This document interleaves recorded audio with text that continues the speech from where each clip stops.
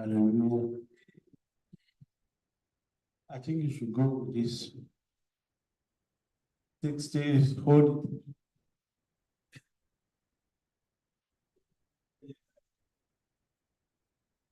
You can have access. I'm trusting God that I won't just do the teaching alone or the preaching alone. I want you to do part of it. I hope I can achieve that online in the first session. That needs to go at that uninterrupted spirit. But this time I'm sharing a word that is crucial, that I might need you to participate in the mission. Because this word has been in my mind for quite some time before now. And I was ruminating about it, and I said, well, I'm going to preach it at some point, but it looks like I may not have enough time. I never have enough time to do thorough breakdown. In fact, it's something that I want to write a book on. But so instead of waiting, the best way is to present it, dish it out on the first round. Then I will now be expanding it in my mind and probably document what needs to be documented and blow it in another dimension later on. But I know it's going to bless somebody's life. I really know that. So I'm speaking very briefly on what I titled greatness starts. That's one thing most people do not know, or where we make these things. We want greatness, we desire greatness, but we don't often realize that it starts. Like we have said before, that greatness is for you is to be outstanding and to live an outstanding life. Let's see the whole slide. We have seen it before. I only have just one slide for us to do, but this one is to recap that you are already great, because it means to live an outstanding, to be outstanding whatever you do, is to be a life of blessing, is for your life to bless other people, to point to Christ, to point to Jesus, to point others to how they can be great. Actually, we become great and increase in greatness when we are trying to make others great. That is that if you are going to experience increased greatness, then your business should be about making others great. That's the only way your greatness can increase. Otherwise, your greatness will be limited, will just be at some level. If you cannot buy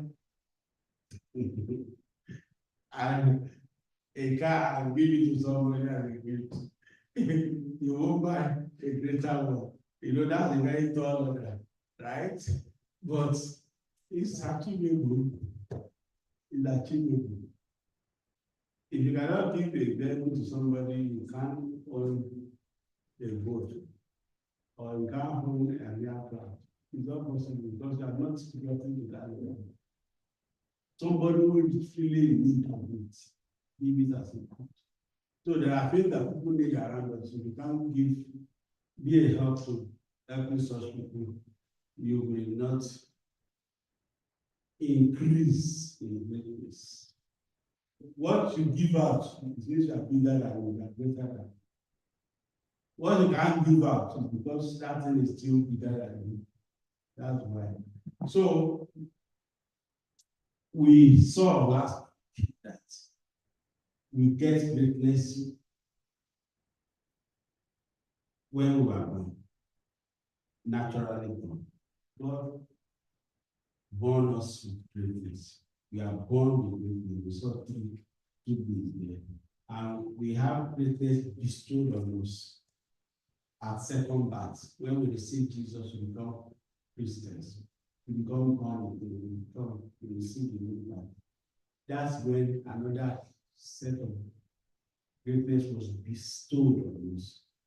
The first one is that operating at the natural level, operating with natural wisdom, operating with the Adamic mandate, which was declared in Genesis. And he blessed them, said, "Be fruitful, be multiply," and all of that. That's the dimension of greatness. He blessed. And anybody without knowing Jesus, without coming to church, without ever reading Bible, number one, you can be great because you are born with greatness. You can do things in life and activities. But we know as believers that greatness, the first set, they also help people. They point people to solve people's problems without knowing Jesus. But we know that the greatest need of man, or the greatest problem of man, is sin. If you don't know it, the greatest problem of man is sin. So we cannot help ourselves. Jesus is the one that helped us, give us a new life. Many people are out there too, they can't help themselves. They can't stop addiction. They can't stop many things they are doing. They are helpless. It's only Jesus that can help people. And we can go to use them to Jesus that we knew, that gave us a new life that made us experience that second birth. Until we introduce them to that, they will remain helpless too. So that is a greater dimension of greatness in life. I'm telling you, if that is all somebody experienced, the person is great. You give your life to Christ. You will die great because you are already made great in God's place, created great in God's place. So now, having Jesus on top of it is to be in the highest level. But we know the third and higher dimension of greatness is achieving greatness. How many people do you want to greatness? Somebody will be given an encounter or an experience, a testimony of, in my lifetime, I've led 10,000 or so. Somebody sang and said, you know that song? Lawrence, it's like a joke. 1 billion souls imply to heaven on my account. I like that song. Very tall, almost unachievable, of course, but it's setting something for people to aspire to. 1 billion souls will fly on my account. So, how many people, when you are buried, we said that it is through you that they knew Jesus or knew Jesus better. Will it be 3 people? If it's 3 people, you have achieved something. Maybe your wife or your husband and your only daughter or your son. If it is one of your son and daughter, so make it 3. That is it. You have achieved it because of people. They are immediate family. You don't get to do. But of course, we need to go further than that. Today, I have, because this is just the 3 means of becoming great. I want to show you today's slide. This is the only slide. The 3 main ways of becoming great in life. Very ridiculous.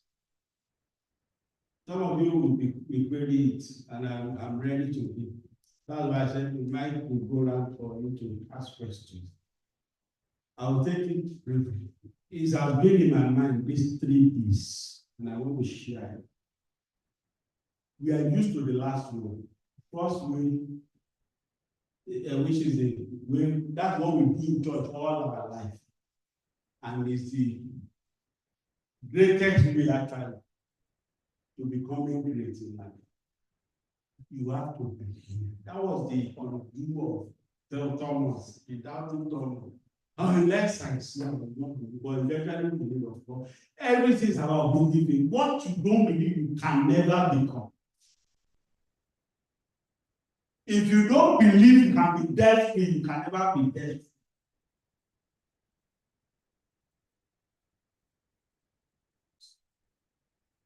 So everything rests on belief.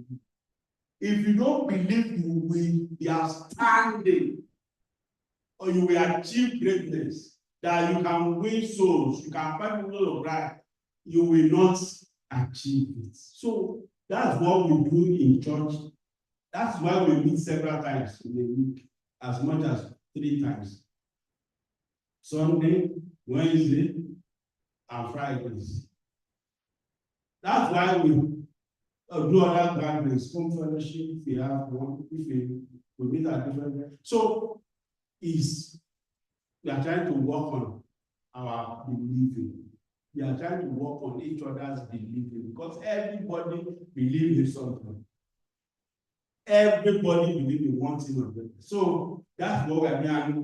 We cannot do that enough, and we will not spend all the time on that today. The remaining 2 is what we struggle with, and I want to show us scripturally. We read in 2 Kings today, chapter 4, and we see the story of a wickedness. The 3 B's are in this passage. 2 Kings 4, 1 to 7. Now there cried a certain woman of the wives of the sons of the prophet unto Elijah. That is begging. If that woman had not gone to Elijah to make that request, to make that cry, our condition will remain the same. He will not end up being good. That is the case.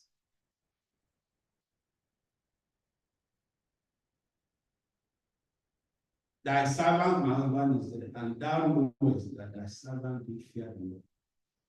And the creditor, the people he is owing, have come to take my 2 sons to be bondmen, to be servants. When people cannot pay their debt, that's the kind of thing you do to recover their debt. They will take his children to as born as slaves to work, to work and make money to pay the debt of their parents. Now, Elisha now said in verse 2 and said unto her, what shall I do for you?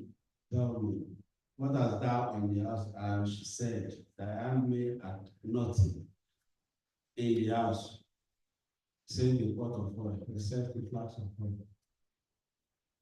What happened next? Verse 3.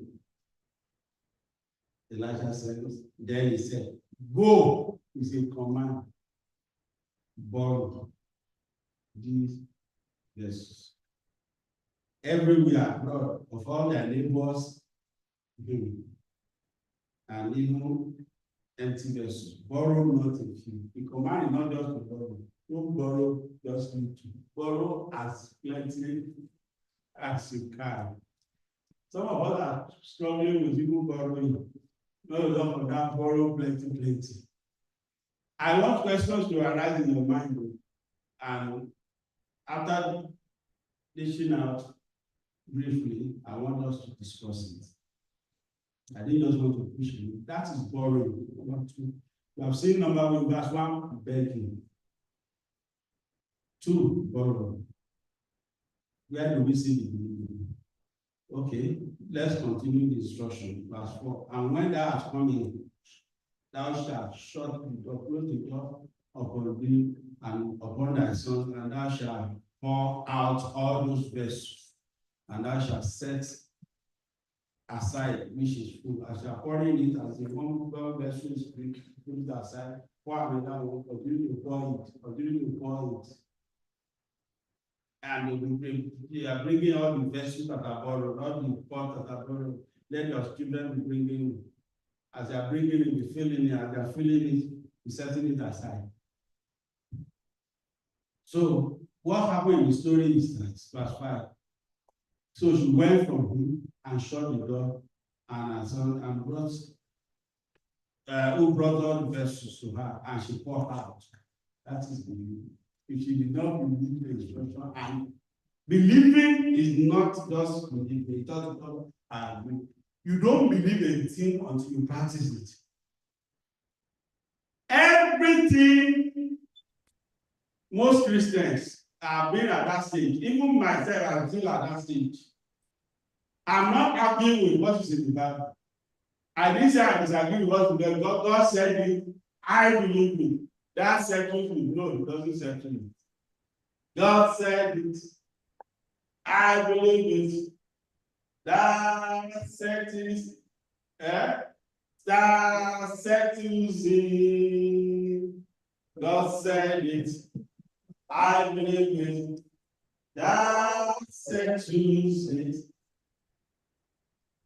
Sorry, that song, I won't say it's not correct. Then, because I know most things, it's not good to always discard things that you don't create. Somebody has been at them doing that song. If it's another push, I can say rubbish, because I wanted to talk with a new dimension.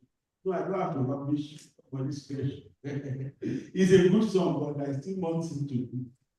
It doesn't settle me, because if I do not practice it, it will not settle it. If I do not go ahead and do most of the things you have not experienced in your life, that you know that preacher have said it, that it should be done, or do it this way, or do it. It's not because you don't believe, you believe, but why you are not experiencing it, because you do not take steps to practice, to do it exactly. So that is the climax of believing. Many people will speak to them, will talk around, I know, but will you take the step? Will you do what you needed to do? Until you do it, we can't see the evidence that human practice it.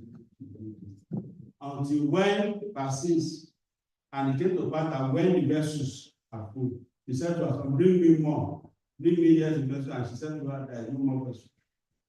And the oil ceased. Now, believing is in levels.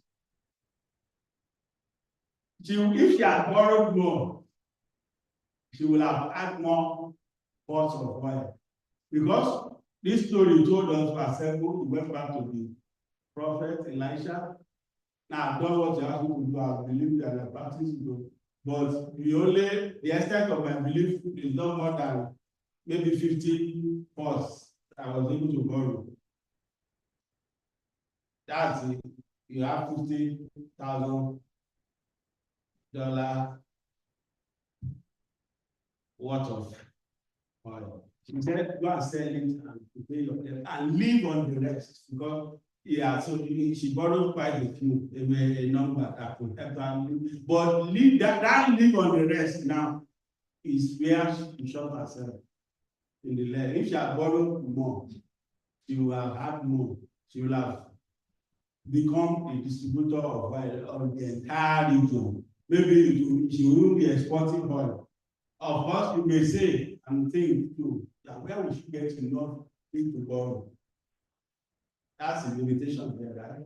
But if she was so desperate, if she can see him far ahead, maybe she will make the borrowing to do a radical borrowing by borrowing a whole flat. Borrow that she can borrow more than the flat.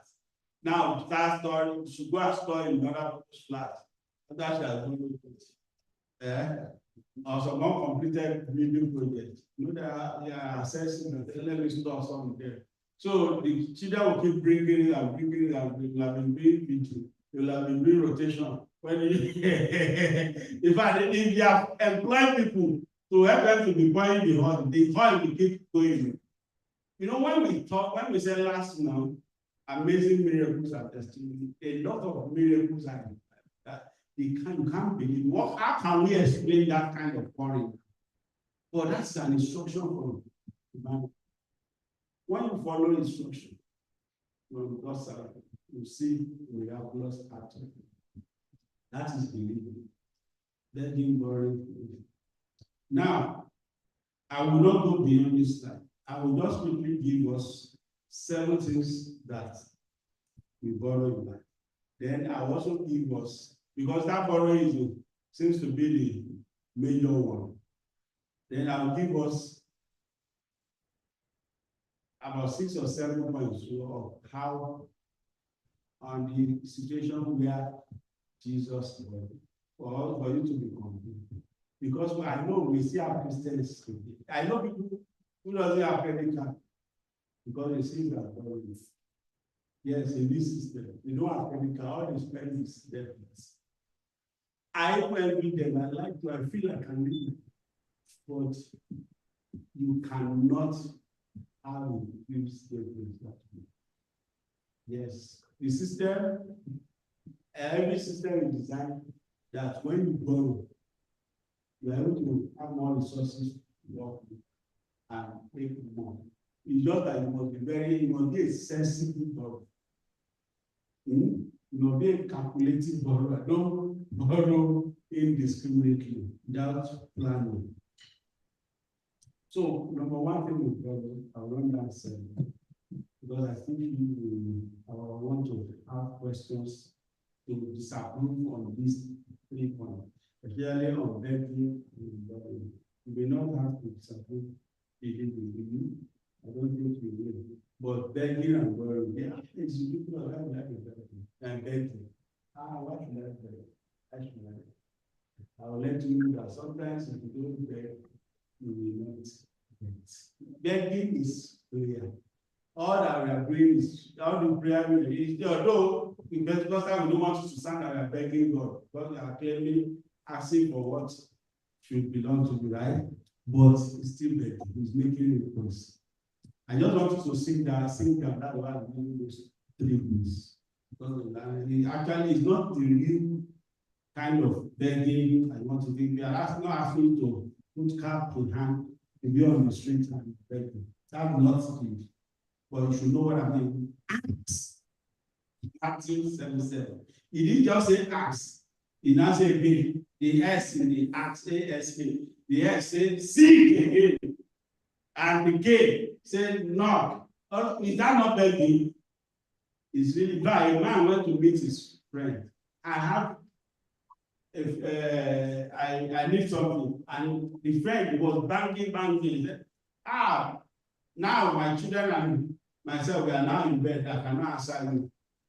Jesus was giving that parable.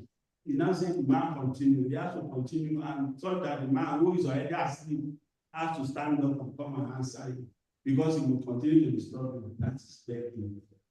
It's clearly begging. And that's why we do prayer meeting. We will continue to pray. We will not just say everything is settled by God. We will not pray. I don't belong to this theology of it is done. Just keep on believing. You will need to demand. Ask is begging. Ask for it.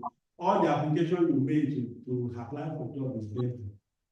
So you need a contract is begging. Once you apply for something, you are asking to be considered is begging. Your visa application is begging. You are begging because you're studying visa, everything. It will get a permanent resident.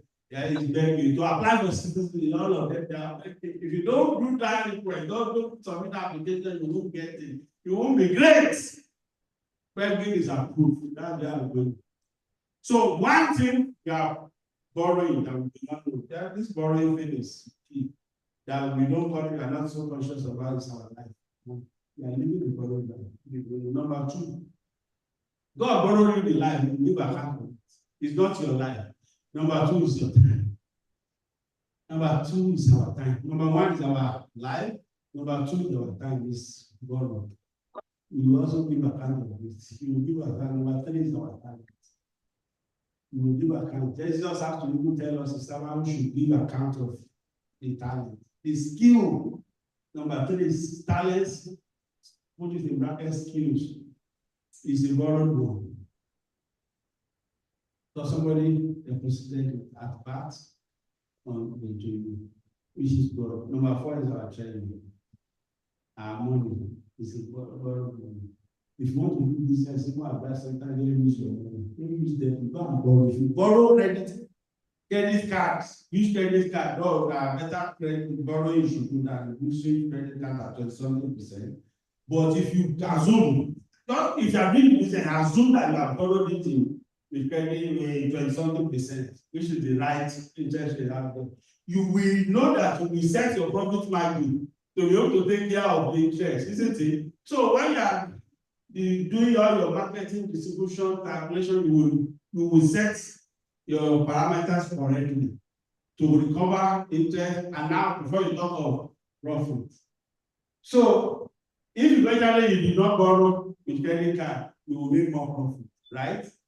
Because it's a borrowed money. But if somebody a money I give you as gift to go and do that business, you will not make. I can guarantee that you can't make much. Because I already dashed that money and you won't make more. But if you really borrow that money in the banking system, your head will correct better and you make more money. So, number 5, our children can borrow. This thing I'm talking about, I can show you in scripture. The children are led to us, and we give account of them, how we show them the way of God. Right? Are you getting it? Number 6, our spouses. We do borrow our spouses. Your husband is a borrowed husband. Your wife is a borrowed one. I can show you scriptures. Maybe when we do answer the questions at the same time. Why I say so. Lastly, number 7, family. That cut across everybody, even our parents, they are borrowed. Yes, our siblings, they are borrowed, our relatives, our colleagues at work, our classmates at school. All of this, they are all borrowed. Organizations borrows. They are borrowing our talent. Where we are working, we are borrowing our talent. That's why they can make money.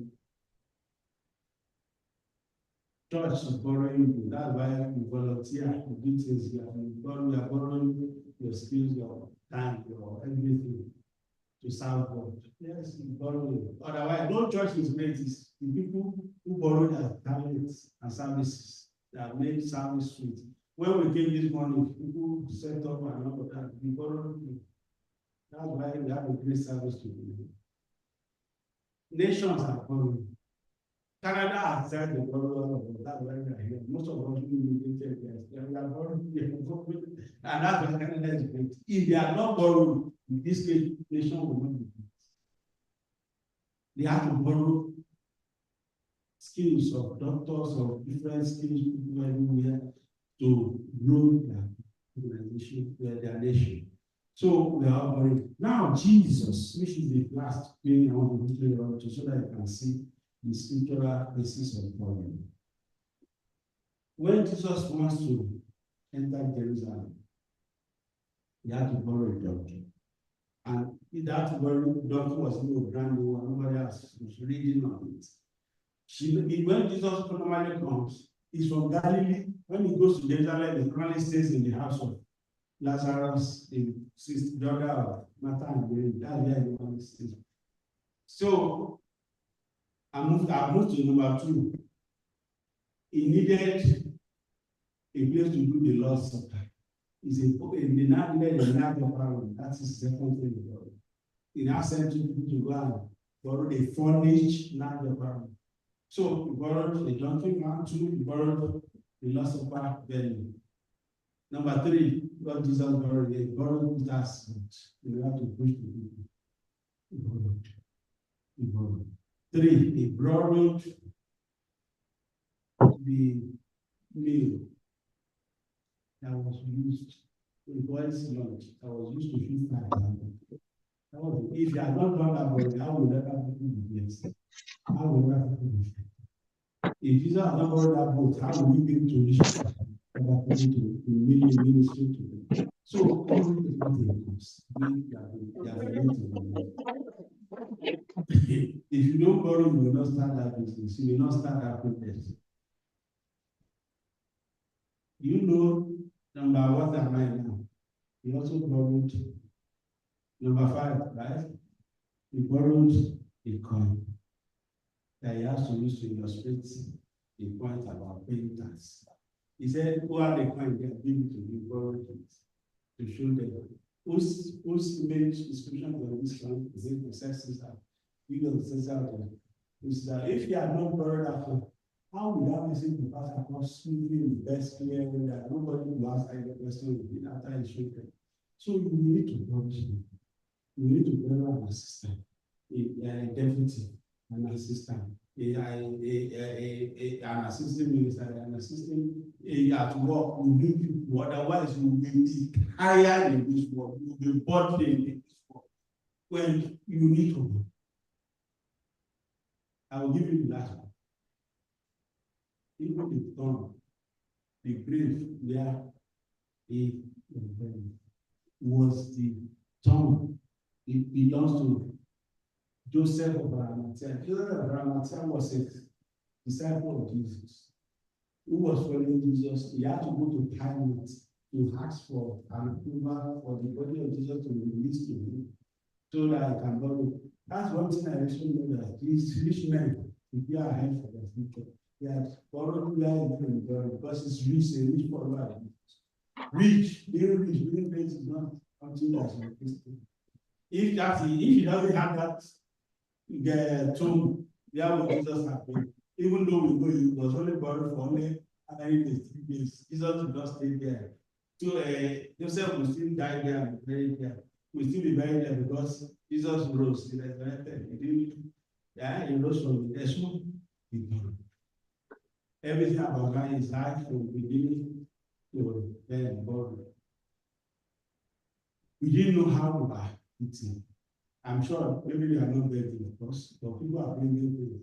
It's like a borrowing. People are doing gifts. When the people in heal, the people, all of those things that people are bringing things. But some people, they don't want to apply for a job. They don't want to do anything. They are afraid of borrowing. They are scared of borrowing. In this life, we borrow everything. We borrow people's ideas. They borrow technology. Countries borrow technology. They borrow people who borrow siblings to go and plant in their country, in their environment. So borrowing is key. They borrow livestock breed. Livestock breed, they go and replicate it in another place. So why will you not borrow useful things about it? You have questions. And you need to get where you need to go. You need to borrow, you need to borrow. You need to believe. You see, when all of these things you must know how to do it. It's not even when there will always be need for them. There will always be need for them. You don't have to ask questions. Somebody asks for the Bible says you should not borrow. It's in the Bible. So you want to ask about it.